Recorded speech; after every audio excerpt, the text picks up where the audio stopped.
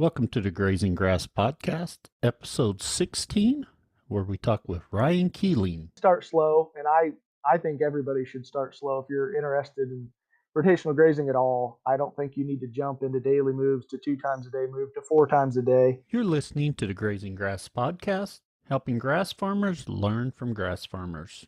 On today's episode, we talk with Ryan Keeling of Keeling Farm in Kansas about his beef cattle operation and his journey from traditional agriculture to a more regenerative approach.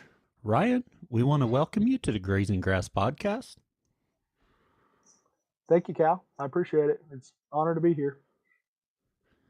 Can you tell us a little bit about yourself and your operation? Yeah, definitely.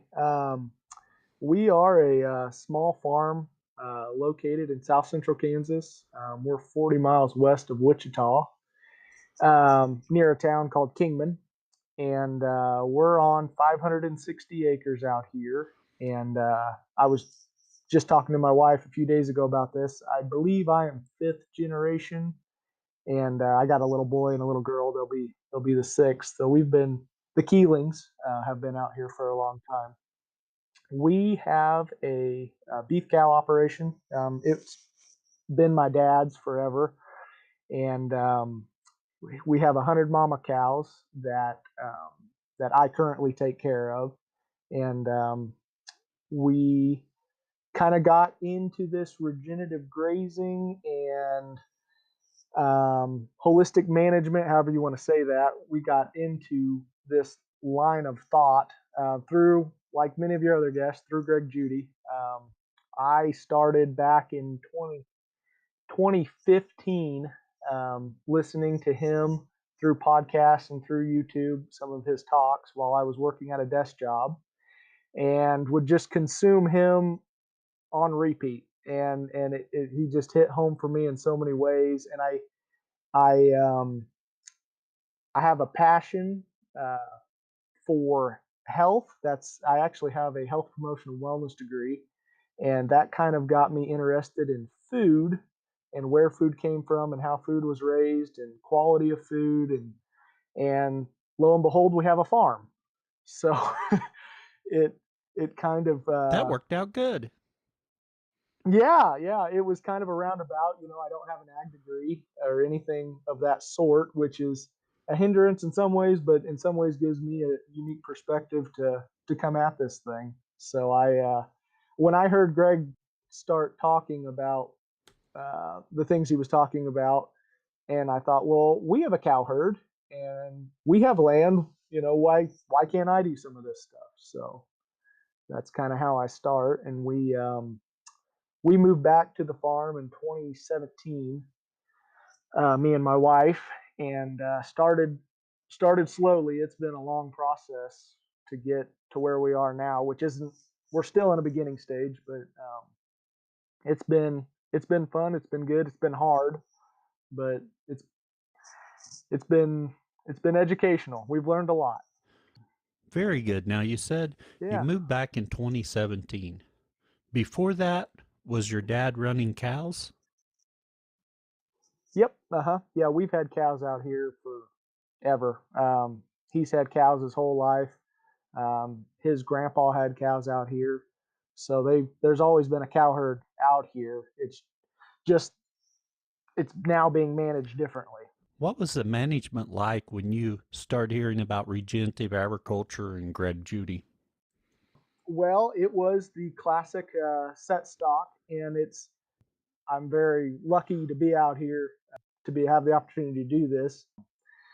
My dad kept cows around, and so I'm appreciative. But at the same time, he runs a trucking business. He hauls hay and cattle, and he is very, very busy. And so everything was set stocked. Not really any emphasis put toward genetics. The bulls were left in year round. We have an infestation of eastern red cedar, a lot of different trees, a lot of hedge trees, so our pastures are overgrown. No water development. No fencing. Our corral was broke down. It's still half the way is. We're working on that. We got the alley and chute fixed. So yeah, almost no infrastructure. So you've been reading about these practices that Greg Judy puts in, and your dad's been at home running cattle the way he's been running cows for years. How did you broaden the subject with your dad about implementing some of these regenerative practices?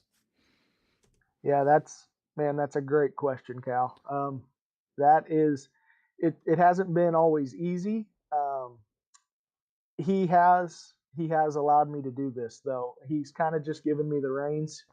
He's busy enough with what he has going on that he was kind of tired of feeding the cows and taking care of them anyways. He questions some things that I'm doing and why I'm doing them, but he's accepting enough to let me do them, and that's kind of the big part. So I've kind of oh taken it hook, line, and sinker, and we're implementing rotational grazing, going to daily moves. We're gonna hopefully be moving to multiple times a day per move, so it's going to be more learning. But yeah, it's just we as we go down the rabbit hole, we keep going further, and I'm seeing some results, and it's a slow process, but it's one I'm willing to take. So when you started, Ryan, when you moved from continuous grazing to rotational Yeah. grazing, did you go whole hog and jump right into daily moves? Or what was that process like? Yeah, yeah. So what we did there was we did start slow, and I think everybody should start slow if you're interested in rotational grazing at all. I don't think you need to jump into daily moves to 2 times a day move to 4 times a day. It's a lot. It's a lot to do that. I think it's worth it to do that. Oh, Um, yes. I believe that, but getting there is tough, and that a lot of it for us comes down to and came down to just like a lot of people is infrastructure. Getting your fences set up, learning how to build the fence, getting your water lines set up, and I can talk about the water lines too. That was a really big that is truly fundamental to making this whole thing work. If you don't have water, you can't put them tight. Yes. Yeah, it just you just fight yourself, and they make lanes back to ponds, and you just need to have the water, and it's worth it. So um, I can go ahead and tell you real quick on the water, kind of what I did. Yes, please go ahead and tell us about your watering system and how you got it installed and how it's going now. Okay, sure. Yeah, so I had been to a few farms. I was actually lucky enough to go out to Greg's place at one point when I was still living up in the Kansas City area, and I got to see his place, and I got hooked up with some other people who were at a conference that I was at Greg's place, and went and stayed out at their house and saw their watering systems and just kind of looked at some different things. And we went ahead and went with the quick connects, like a lot of people have. I do like them, and so what we did was we put a well in at the north end of the property. It's almost a section, just a pure square section. We're a little short. We don't have a full 640 acres, but at the north end, we drilled a well and put in a submersible pump, and we had power line running right beside that. So it's um, it's really nice. It's a pressurized system, 2-inch line, and we ran 11,000 feet. So we put in a lot of line. Oh, wow. Yeah, and it's not cheap, but I will say that I wouldn't be here, or I wouldn't be attempting to do the grazing I'm doing without the NRCS. They've been huge. They did a cost share program with us and allowed us to get to this point, because it's not cheap to run that water line, but it's so we put in risers every 250 feet, and we teed off both ways and came down in the middles of our pastures on both sides. So I think 250 feet was a little excessive to have a water point at at every interval like that. But now that I'm going to be implementing even more intensive grazing, I think I'm really going to like it. So And then we do we do what Greg does as far as on the water line, or as far as the float and the valve and everything. We quick connect into that, and then have a Job Mega Flow just with a 50-gallon tank that we water our whole herd out of. So you have a 50-gallon tank for how many head? Yeah, 100 head? yeah, and I was kind of worried about that when we started, and it is true what they say. If they are close to water, they'll come in pairs. So it's actually never really a problem at all. They're close to it, and we have exceptional pressure. That 2-inch water line just gives you. I have 15 gallon a minute pressure across the 11,000 feet. So yeah, it's wonderful pressure. I can't recommend going big on your water line if you can, because it's worth it.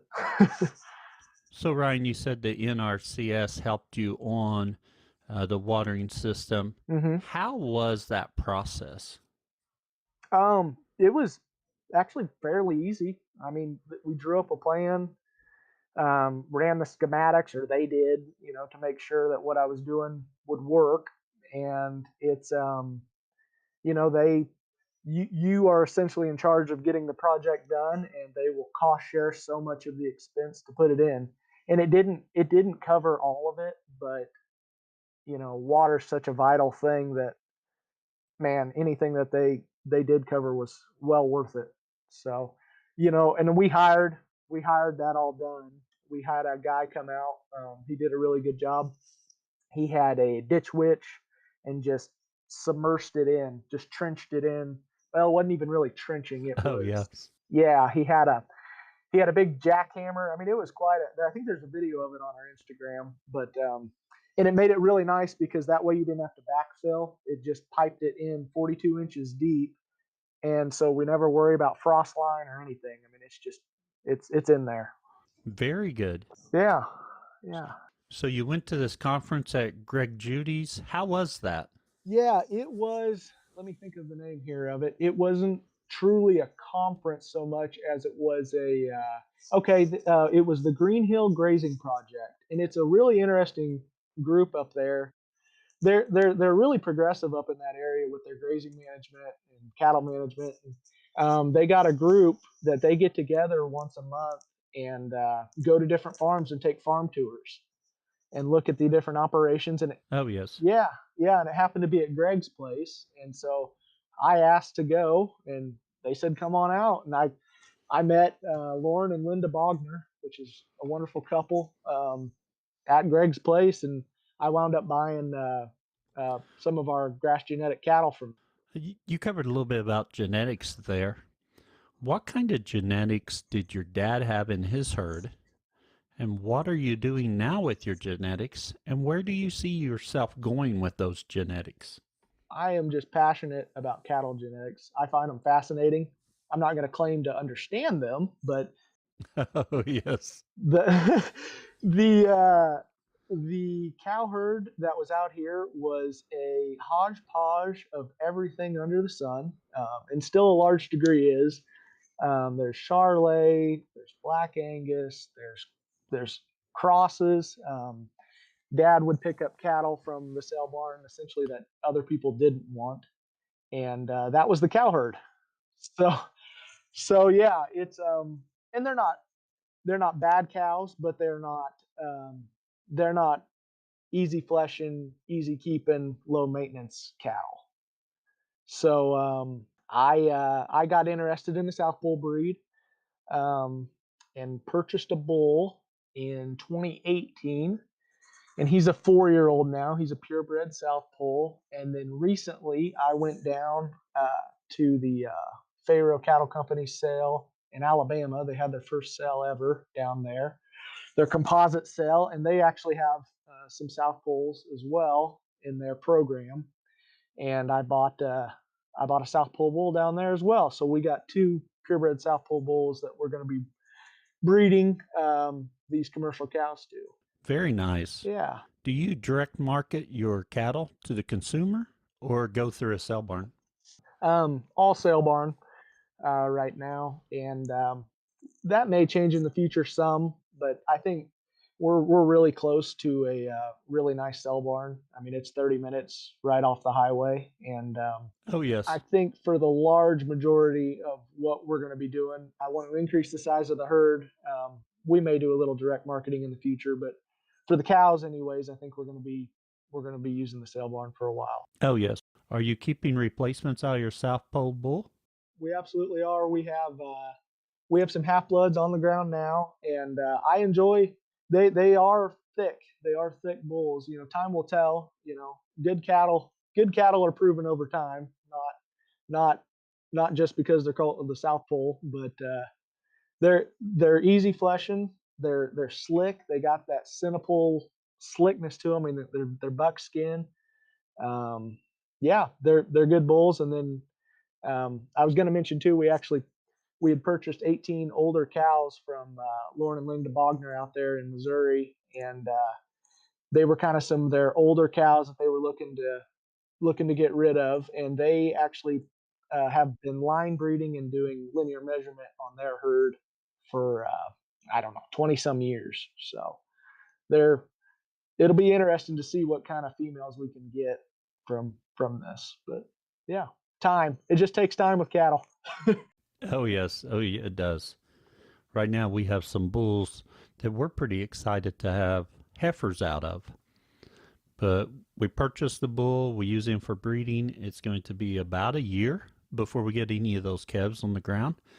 And then we're waiting 2 more years before those daughters have their own calves. And then it's almost another year before we wean that calf and see what kind of production the daughter of that bull's done. So we're into 4 years just seeing if we like this bull's genetics for our herd. Oh gosh, I can't agree more. It's just this bull we just purchased. He's fairly expensive, and he has promise, but we're not going to see. He's going to be in this next breeding season. We're not going to see calves out of him for another year. I mean, it's just those calves got to grow. There's just so much that goes into the cattle cycle that when you're trying to build a herd, it's tough. It's tough to do it because you're going to have death loss. You're going to have calves, heifers that don't breed. There's just things that happen that slow you down, when you need numbers. Oh, yes, yes. Yeah. Completely agree. Yeah. Earlier, you were talking about moving to rotational grazing and you had to improve your infrastructure. And when we Mm-hmm. talk about infrastructure, obviously we have to consider fencing.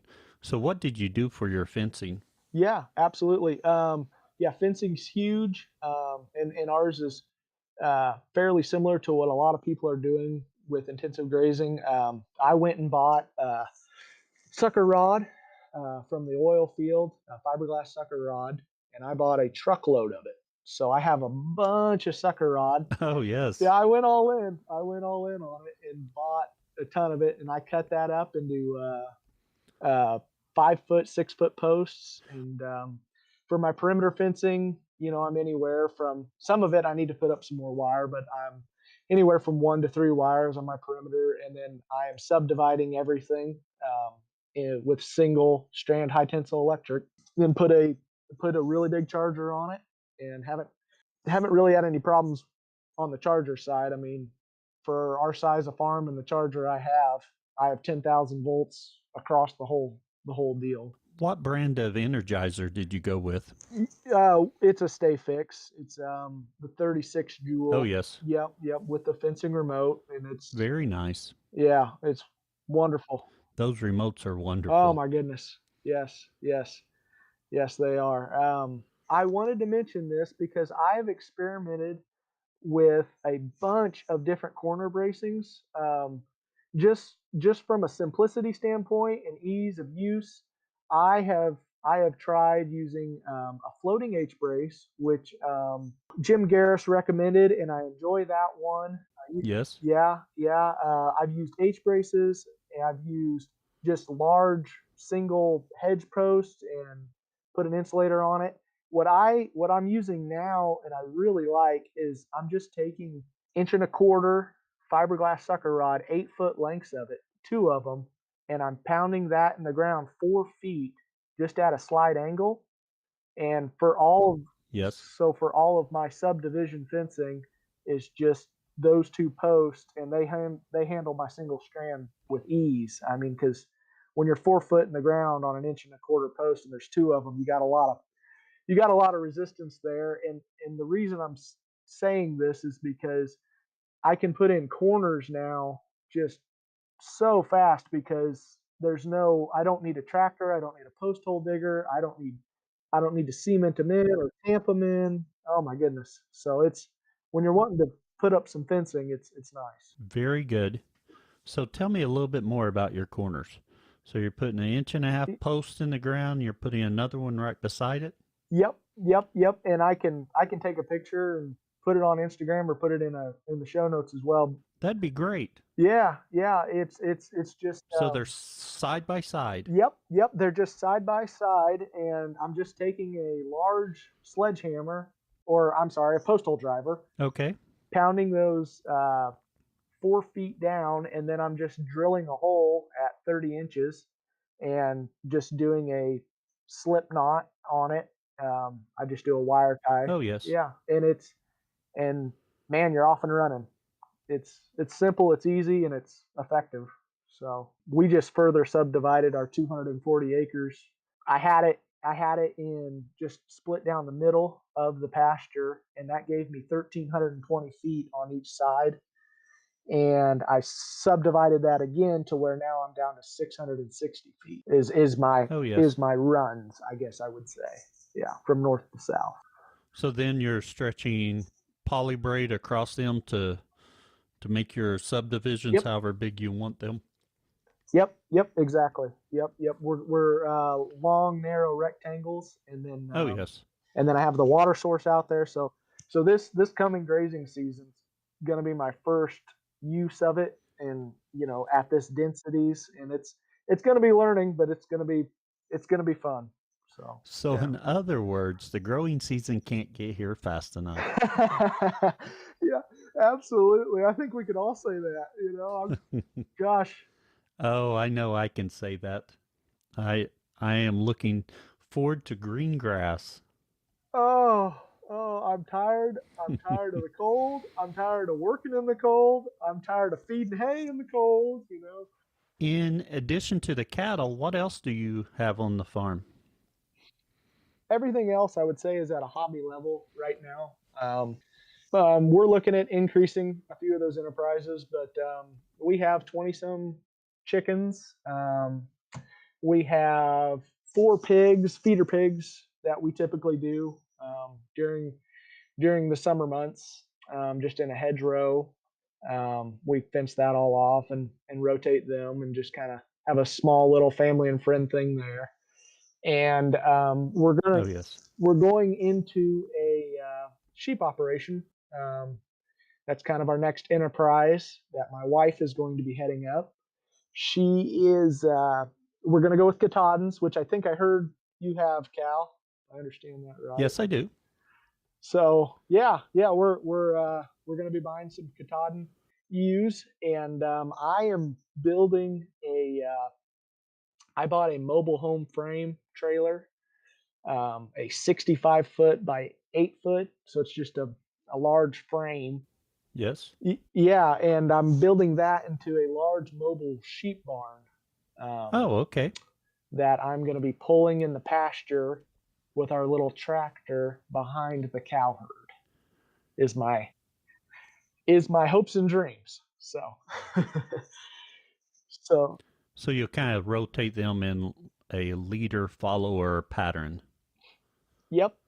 That's the idea of what we're going to do. We have some Sericea lespedeza, not much, but we have some coming. And Oh, yes. I wanted sheep for multiple reasons, but I want to try to control that if I can. So that's part of it. That Sericea lespedeza is really nice for small ruminants. It has some talons in it. Okay. That I'm not 100% sure, but I believe it suppresses the egg laying ability of the parasites. So while your small ruminants are running on Sericea, they are not releasing as many eggs as they normally would. Okay. I think I'm correct. Be sure and look that up. Like I said, I don't have a sheep on the place right now, but the cows don't like to touch it much. So Oh, it requires a lot of grazing. You've got to rotate your cows to Sarisa when it's small to keep them grazing it. Otherwise, it starts getting stimmy, and cattle aren't fond of it. yeah, yeah. So that's part of the idea with the sheep flock is to try to control some of that. But yeah, we're gonna start small, and the sheep barn is going to be the night structure, and then we're gonna have two strands Oh, of yeah. poly braid that we're gonna fence out for them and give them pasture during the day, and then put them up at night and try. We have really heavy coyote pressure out here, so Yes. we're I'm trying to go through every measure I can. We're going to try to put a dog with it to try to keep them alive. Yes. Yes.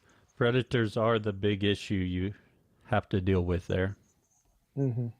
Absolutely, yeah. We've actually lost a few calves, Yes. which isn't, Yes.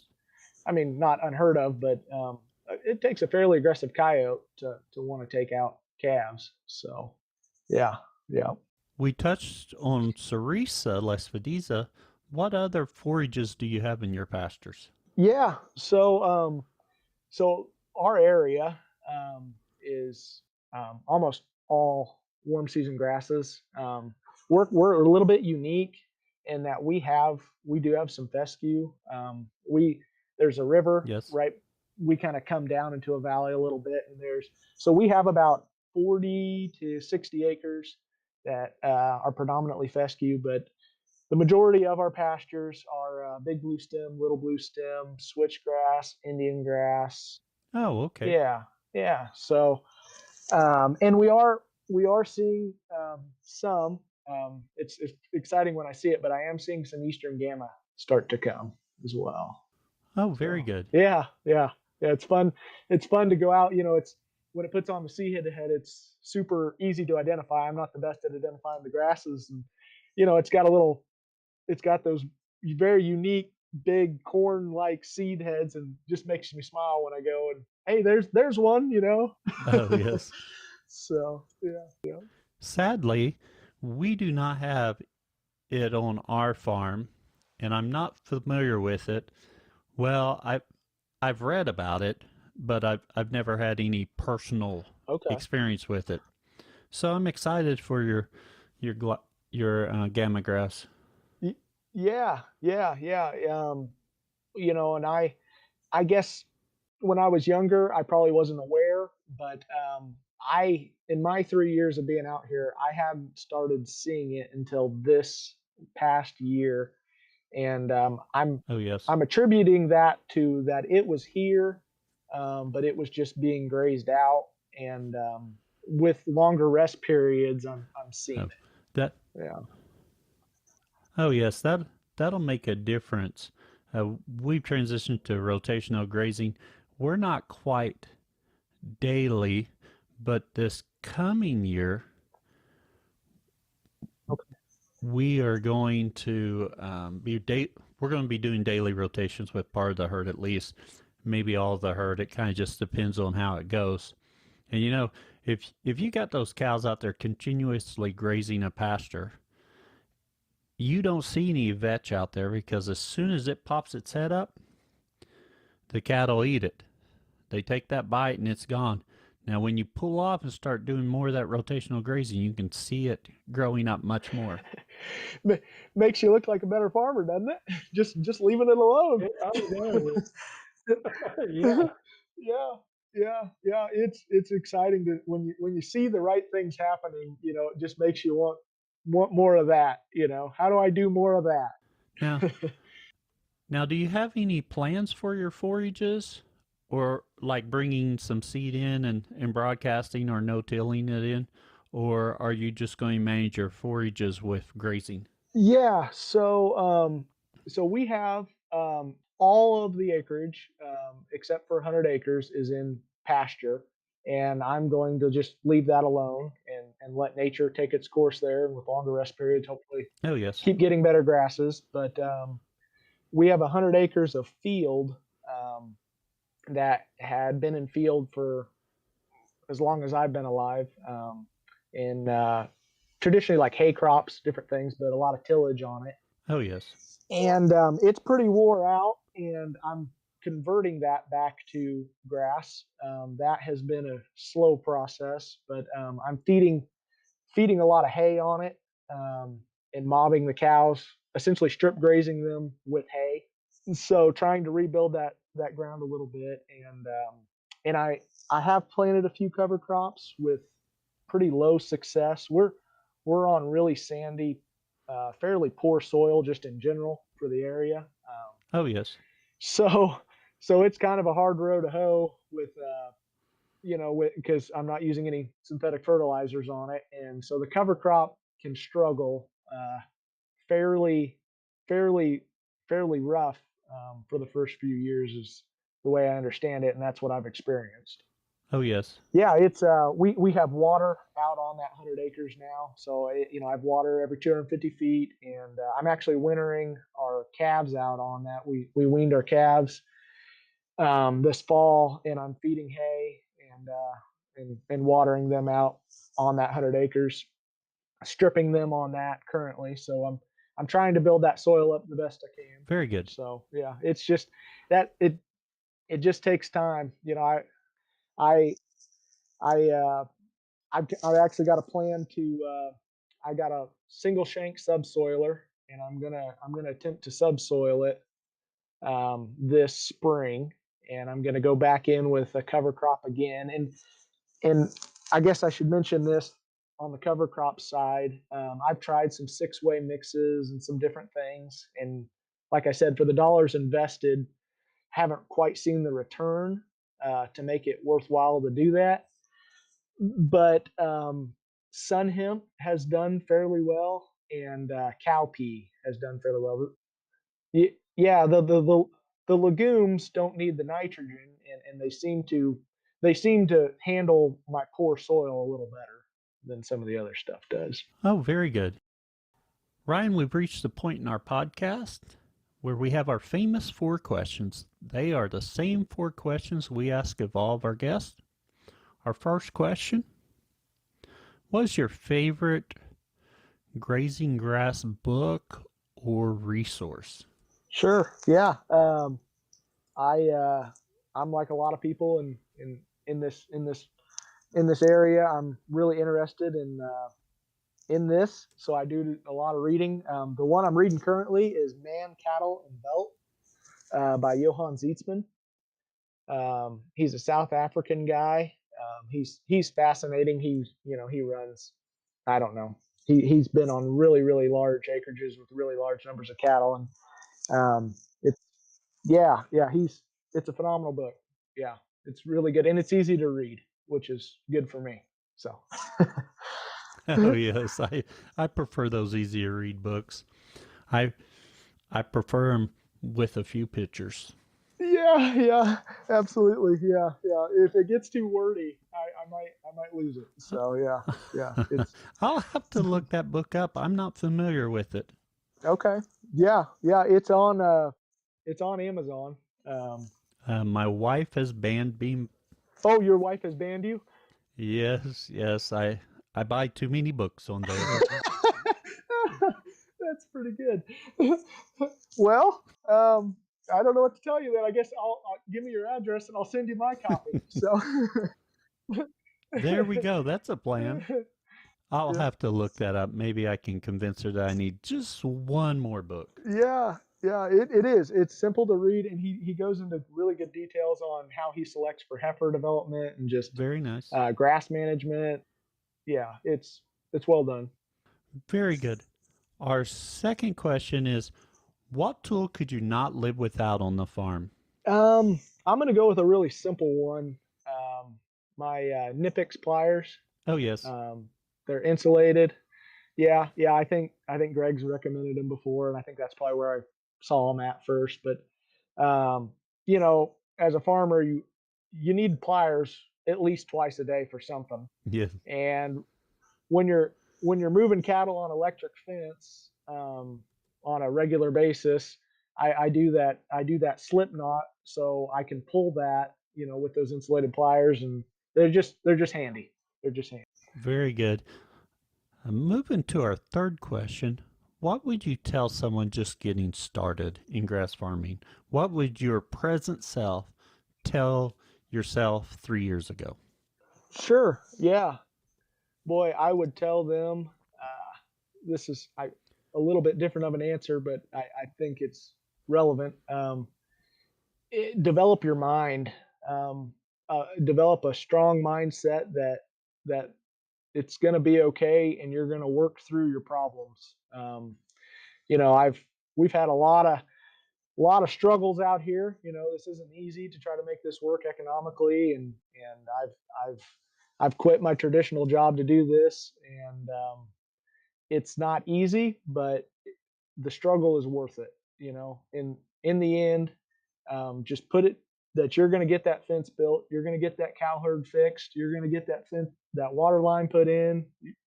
It just have a persistent mindset that you will have problems, but you will overcome those problems. Excellent advice. And like we've touched on a couple times already, nothing in this happens overnight. No, not at all. Not at all. Not those beautiful South Pole calves or the water line. It takes time. Yeah. Yes. And lastly, where can others find out more about you? Yeah. I'm not on social media much, but our farm is, luckily, due to my wife.